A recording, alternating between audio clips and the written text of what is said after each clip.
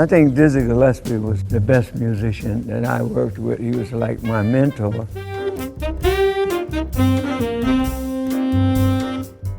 And he was always teaching. He was always telling, and he always would go to the piano and show you different harmonies that he had found or he discovered. And he would give of himself. He was a very good guy. He didn't think about keeping it for himself or, you know. He always helped young people and the people who got in his bands over the years. He always helped. So I was with him off and on many years, you know, of his life, and that was an honor. You know, when you talk about Dizzy Gillespie could do the whole gamut, run the whole gamut of music, play with the symphony orchestra, write band arrangements, compose, play with a small group, big band. He had it all. You know, versatile. And that's what I would hope that I have become, a person who could do it all. I wrote one symphonic piece, and you know, but Benny Golson is like that. We all want to be like Dizzy. In jazz, mentors are important because it's an oral tradition passed down from generation to generation. A lot of the older musicians will say, if we don't share our experience and knowledge with the younger generation, our history will become a mystery. They want to share. I had Mr. Moody in my hotel room. We were in Europe somewhere, and I had John Faddis filming it. He gave me a private lesson. And he was saying, Antonio, well, this is how Lester Young will play this. This is how Don Byas will play this. This is how Chu Berry would play it. And he demonstrated it for me. Jimmy Heath is like Yoda.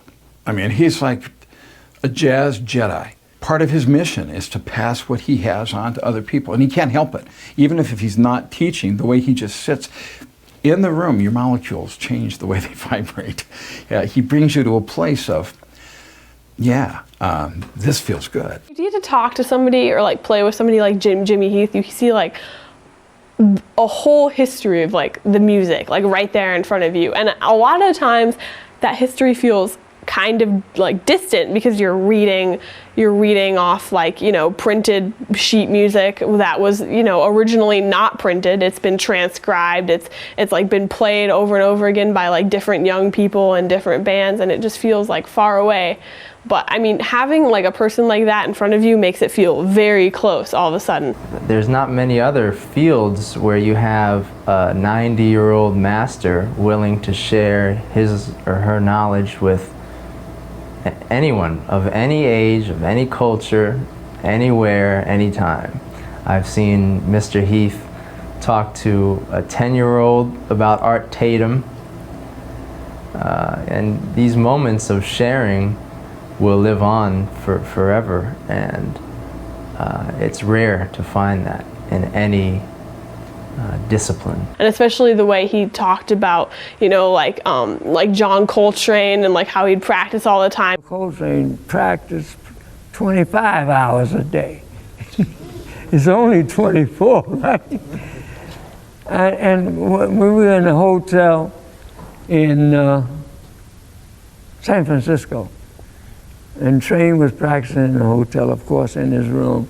And somebody calls on it, hey, tell that guy to stop all that noise with that music, that saxophone up there. Train took the horn out of his mouth and practiced fingering for an hour. The catalyst for me getting with Mr. Heath was to be with a jazz master. But I don't look at him that way anymore. I see him as the circle, the full circle. How is Mr. Heath? Yeah, amazing saxophone player. And I know the things that he works on. An amazing arranger. I'll sit at his house and sit at the computer and listen to what he's doing. He'll tell me what he does, different sections and how it's going to develop. How he deals with his wife, Mrs. Heath.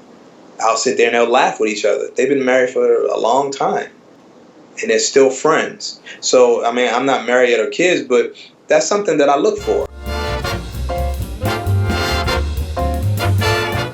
Yvonne Irvin constantly amazes me. She has a foresight that's brilliant, and she also has a way of picking artists that are somehow going to enhance our education program at the Jazz Institute with our students. They're good kids. I'm very, Yeah, they really are. yeah. And you just see them grow leaps and bounds in Yeah. just a couple months. Bringing in Jimmy was just brilliant. I listened to Jimmy and I loved his sound before, but I didn't realize how powerful a presence he would have with the students. And within 2 minutes, the chemistry was palpable on the stage, and Yvonne just had this big grin from ear to ear. She knew. And so it's Yvonne's vision. I think she sees things that sometimes I'm so close, or Scott and Rich were so, we don't get to see these. She gets to step back and say, wow, Jimmy Heath, New York, bring him here, and this is going to happen. Yeah. Do you want a stool to sit on, a chair, or do you want to stand? How do you want to work in front of the band? Stan Getz. That stool okay? Huh? The stool? Stan Getz. Okay, stand to gets? A stand. A stand. All right, all right. Here you go. Yeah, you can use this, and let's see. I know Simeon has a soprano like attached. I got soprano stand. Oh, all right. Comes in the case. Great. Yeah. You know, when you're carrying a tenor and a soprano, and stands are heavy. Yeah. Moody gave me one that was nice and lightweight, but it broke up and came apart. Yeah. No, it's all yours, and I have an extra one. You got extra ones? I do. What's your name, young man? Ben. Ben, thanks. Stowers? Thank you. Nice to meet you, of course. Yeah, I used to have them. They cost $12 when I bought them. What, the Chuck Taylors? Yeah. Yeah. What they playing? They- Well, what we have are Ellington's Strayhorn, Oh, cool. Daydream, Oh, yeah, Projects, Time and Place, New Pictures, Sleeves, Flower of Love, and Gemini. Huh? Flowers of Love something? We have, yeah, Love Something, right? Yeah, that's what's called. I wrote abbreviations for Billy the titles Strayhorn, on the yeah. board, and they rank them based on their ability that they think they can play them.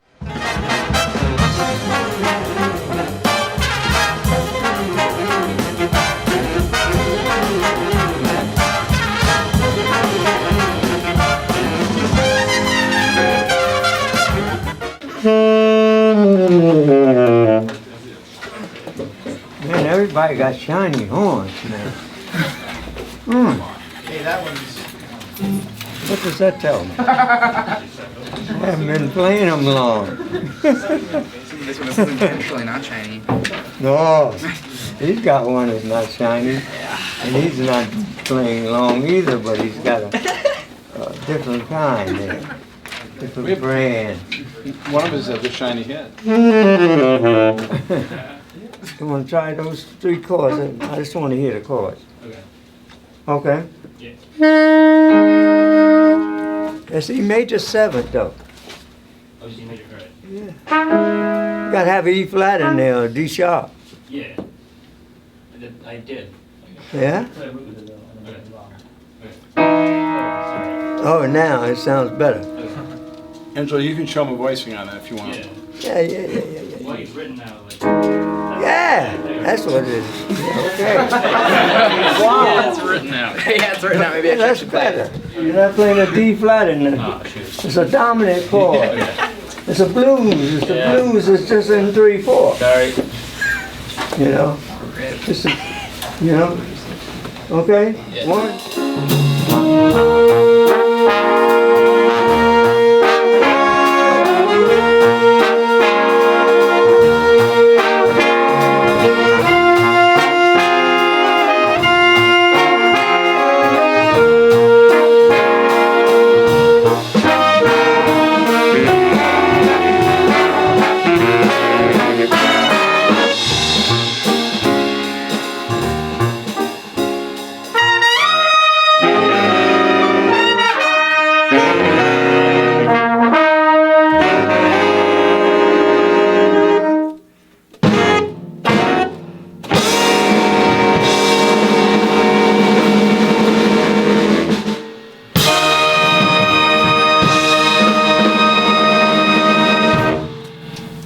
Don't grab the cymbals. Let it ring. Let the cymbal ring. The New Orleans music had to grabbing the cymbal, but this is from a different era. So let the cymbal ring, you know. And you can smile once in a while too. You look so serious all the time.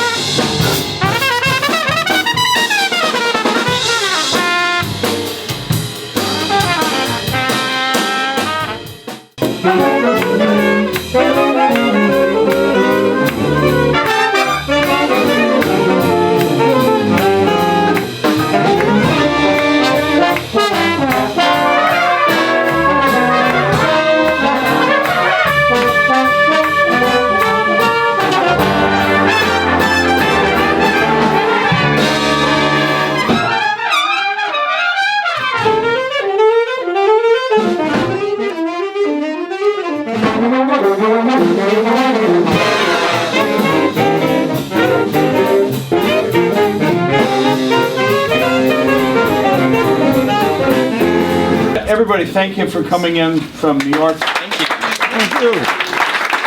Thank you. Thank you. Thank you. There's some nice solos. You've been working on that.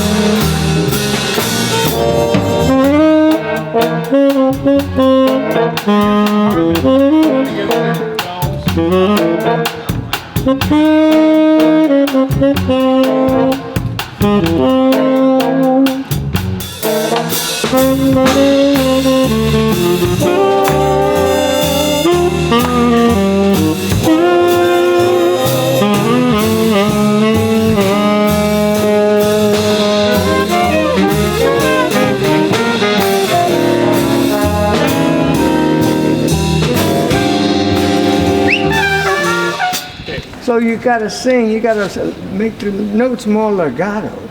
Like that, not that's not the way it's supposed to be. Can you try it? Just 1, 2, 3, 4.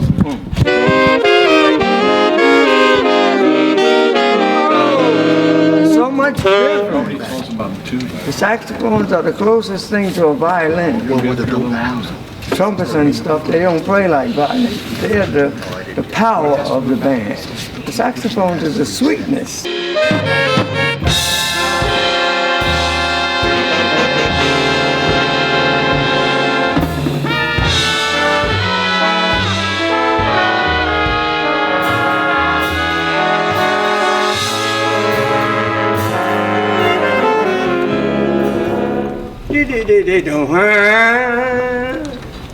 Make some expression, not soft like you got there.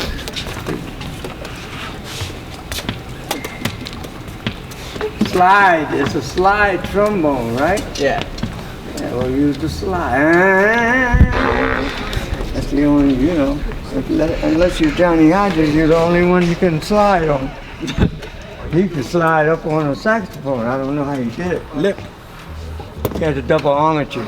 Working with young musicians is always a challenge. It's like teaching. Teaching is learning. If I said to my students, we're going to play blues in 12 keys. You got to play around the chromatic scale.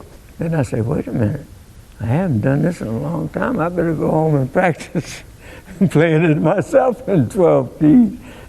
C sharp, wait a minute. F sharp, whoa. So you have to, when you're teaching, you're learning. And being around young people, they ask you questions and challenge you.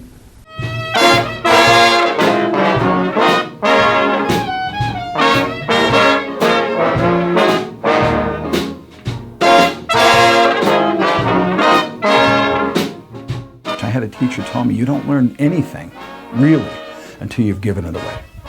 You have to pass it on. You can take it in, you can learn the skill, have it, and you can be, one badass seed, but you have to let go of the seed to become the tree. And part of that is giving it away, and sharing it. So I take sharing very seriously.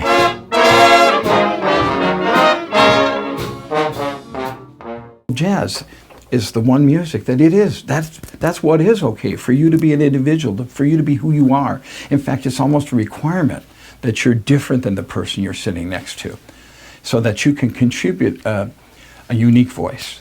And I think that's the strength of our country. The uniqueness of the voices that we bring together, and then we somehow create a collective out of that.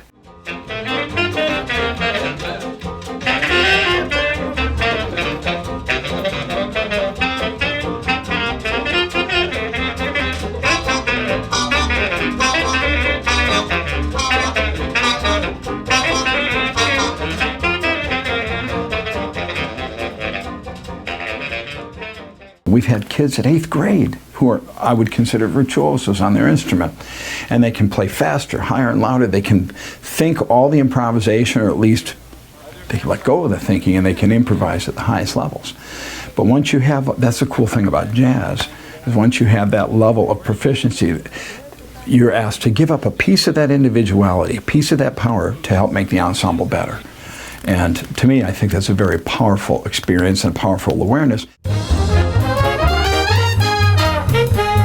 Doug just knows what makes this music like what it is. Like, he knows how to bring people together in a way that very few people can do. And I mean, part of that is like we're together like because we all understand, like we all understand how Doug is as a person, and that's also a unique thing to have to deal with, like having a director that's like so hard on you, and we all understand that. Doug knows the music. He knows the Ellington music and the bass music and all the swing style music extremely well, and he's extremely passionate about them doing it authentically and stylistically like it goes. Well, Doug's a lot of fun. He likes to tell stories, and he works really well with the band, and it's a lot of fun because he'll say, this is really great, but he helps you improve by telling you exactly how to improve. Saying he was hard on me is true in a sense, but I think it was all, the vast majority of the time, in a constructive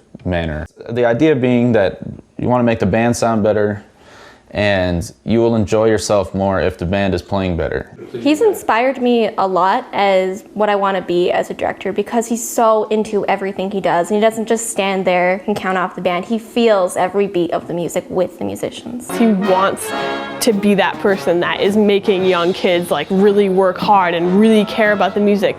And I mean, he's sent a lot of people off to have great careers because he's inspired them to work hard. If a mentor says you can do it, you feel like you can do it, and that's what's so great about Doug is he says, you can play this solo even if you can't do it right now. By the end of the year, you'll be able to. And so I feel like, okay, if I go home and practice, I'll be able to do it. So with someone like Jimmy Heath, who's played with the masters, he's an NEA jazz master himself. For him to say, you're swinging like Count Basie, it definitely makes you feel like you can do it. I think when you're really getting down to it, you need somebody there, like a Jimmy Heath or like Bryce in my instance, with saxophone related things. And you just say, well, like, what is Warren Marsh doing on this chord change? And you can't learn that from the YouTube, Somebody, and Bryce learned that from somebody else, and Jimmy Heath learned that from somebody else, and that's the continuum he talks about. I think no matter what technology does, that will always be existent in jazz, because you need the human connection between two people to learn it. Bryce can do things that neither Scott nor I can do. He can offer our students, especially the students that are improvising at the highest level, a way to get to the next level for them. He's a tremendous virtuoso on his instrument. He can play a number of different styles. He plays a very good clarinet in a trad style. He can play saxophone in any style. He makes every music he plays sound effortless. And he puts emotion into every note that he plays. He's not just playing patterns and notes and ideas. He's playing music at the highest level.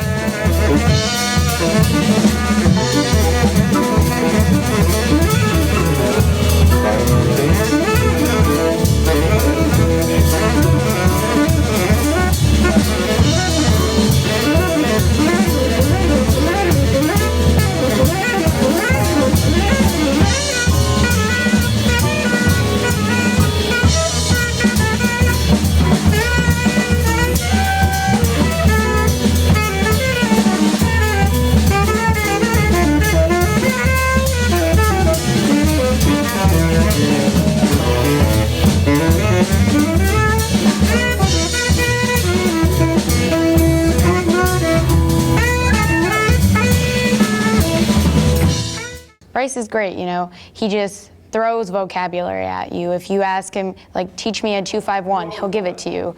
And then teach me another one, he'll give it to you, because he has so much knowledge and vocabulary. To me, your own voice comes through the processing of all of those people that you are listening to. We are human beings, and we're constantly processing information and putting it through our own human filters. So if you are learning Sonny Rollins and Coleman Hawkins and Dexter Gordon and all of those things, and your own human filter is going to be processing that information. I'm a firm believer in that your voice, your natural, your own unique voice will come through based on that information. Scott is Mr. Music Theory. Plus, he's a very emotional guy, so he's not just thinking, he's just not giving you ideas to play, but he's also encouraging you to have an emotion and a delivery behind that phrase or that scale or whatever, the pattern that you're utilizing. Plus, he's a great rhythm section guy. He's a very great bass player. Good. Okay, so now do you understand what they're doing? I've worked with Scott before, but I'm not in a big band with him. But he is a big bebop player, so if I ever want to learn any bebop lines, he has all the good stuff. I like the kids to be excited and motivated, and for me to be convinced that they have a purpose and a direction and a point of inspiration and have clarity about how to do what they're trying to do.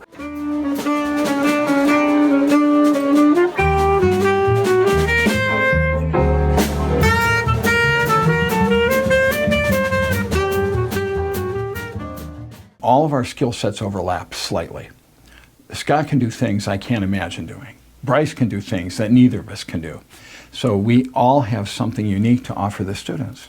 If you can learn how to be dedicated about something, and you don't have to be a professional, that's not the point. But if you can learn about work ethic and about, you know, listening to each other from a young age, you can translate that to anything you want.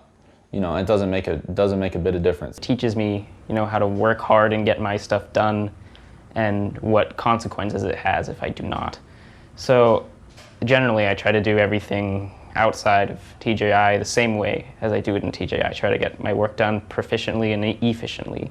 That way, when it comes time to present that, it comes out in the way I want it to be. The most frequent situation is someone that's really quiet and doesn't have friends and has not found a group of people that they identify with and is real introverted, and then they end up making close friends because they start to really fall in love with this music that other people are in love with, and that makes for a real strong bond in terms of playing in a band together, in terms of sharing records together, in terms of sending people YouTube clips that they watch, in terms of so many different kinds of things that, I mean, really I'd say I can think of dozens of people I could just name off the top of my head that were, you know, kind of young without any type of thing that they were passionate about, that became very passionate about this, and their parents have been very clear to us that they're a different person because of their excitement and enthusiasm, kind of finding an identity. Why I love the Ellington Band so much is because, I mean, everybody in there is really like, we're like together. Like everybody, we're like, I mean, we're a family, to be like cliche, but yeah, you really feel that like everybody like has your back and everybody like knows you and everyone's like a friend. That's just the way it works. I mean, that honestly has everything to do with the music. That has everything to do with like our love for music. It's not like family comes first, then music. It's like music creates the family, and like playing the music of Ellington and like really working hard to make it sound the way it should, like creates this like common goal, which creates a family.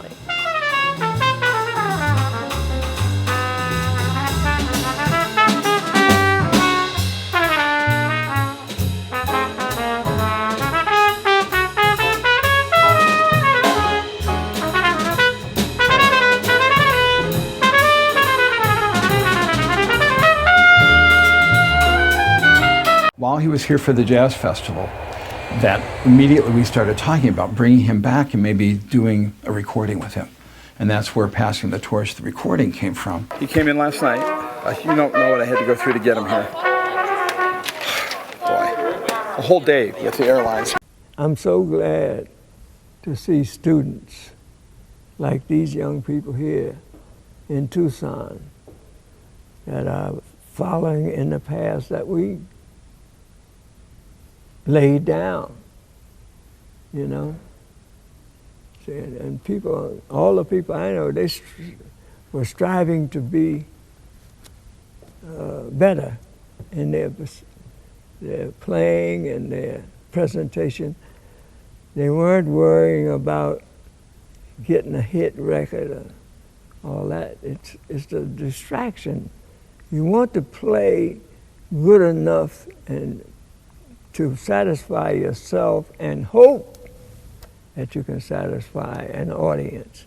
And if you satisfy yourself and work hard enough, you can do that. You'll get an audience. It doesn't have to be number one in the country to survive in music. You can survive, you know. I'm not worried. And our friends like Sonny Rollins, and he's not worried about financial. What are you going to do? Buy 10 cars? 4 houses? What that do? You can't live in but one, you can't drive but one at a time. So you get 10 houses. So what? You can't take it with you.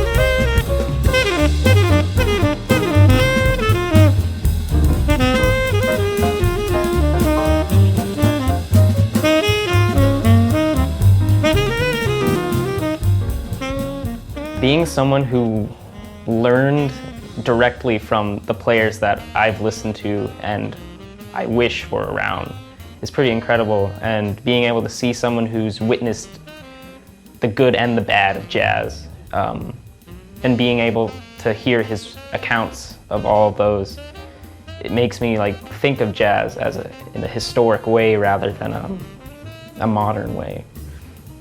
And I think, yeah, being in the presence of someone who's mastered the music is pretty incredible, and it makes me want to practice, and it inspires me to get better.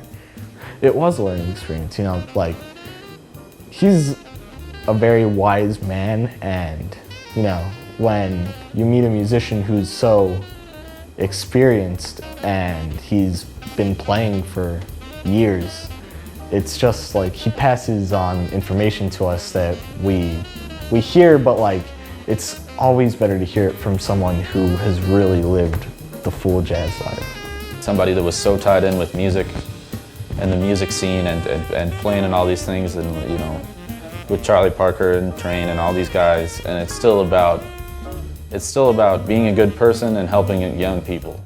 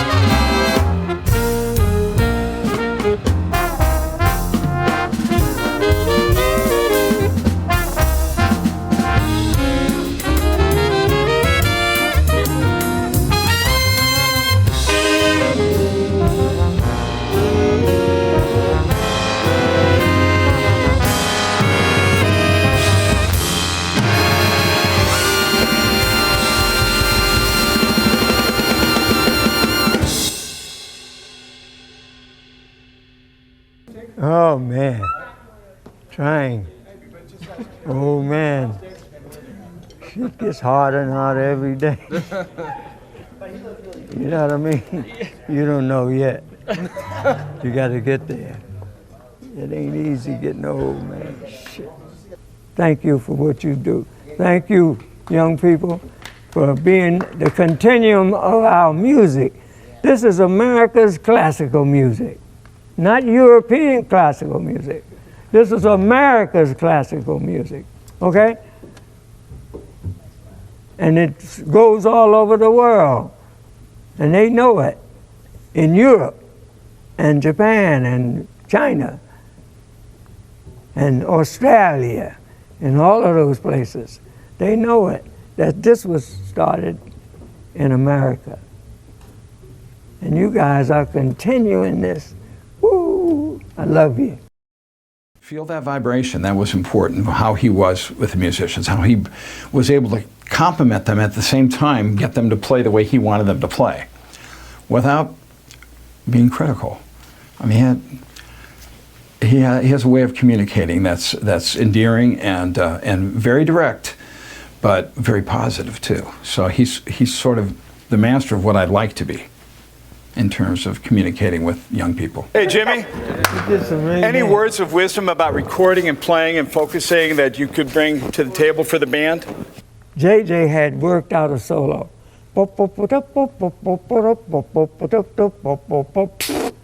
Hey, Alfred, let's take another one. And every chorus we played, Clifford Brown played a different solo. The engineer gave Clifford Brown a recording contract after that day. But Miles was different. See, some people were perfectionists and some people were trying to get a feeling. If the feeling is good, it's good. You know, because everybody makes mistakes.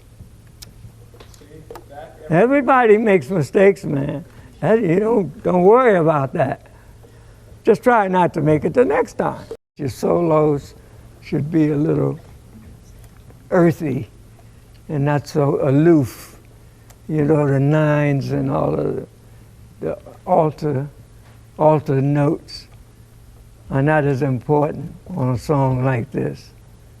It got more airplay than some of the ones with all the involved chord sequences and all, because it was simple, but it was melodic that somebody could sing. So if you're playing kind of bend it a little bit when you're playing the melody, you know, put a little soul in it, you know, bend some of the notes. It helps on a composition like this. It's a different kind of composition. It's not a bebop composition. There are different qualities of compositions. And you try to meet the criteria of what you're playing. And on this one, you try to be a little funky. I try it too, but some people are more bluesy people than I am. Like my brother Percy, he would play the cello and everybody would get with him right away. And maybe he was born in North Carolina and I was born in Philadelphia. So I was a little, you know, he was had a little country in him. So, but you have to do that, you have to be adjustable. Time and a place, take one. So if you play a wrong note, don't whine about it, but just keep going.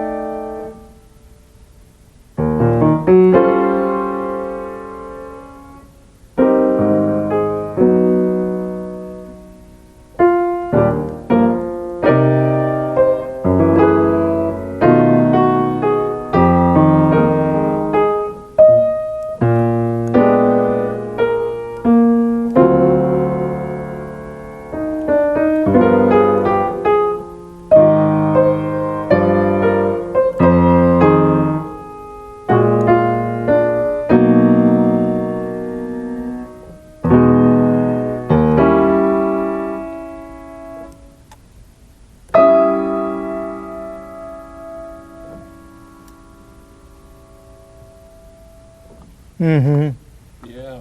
Mona's Mood. I wrote that a long time ago. 50s? Yeah. Yeah. You guys have been married for more than half a century. 56, yeah.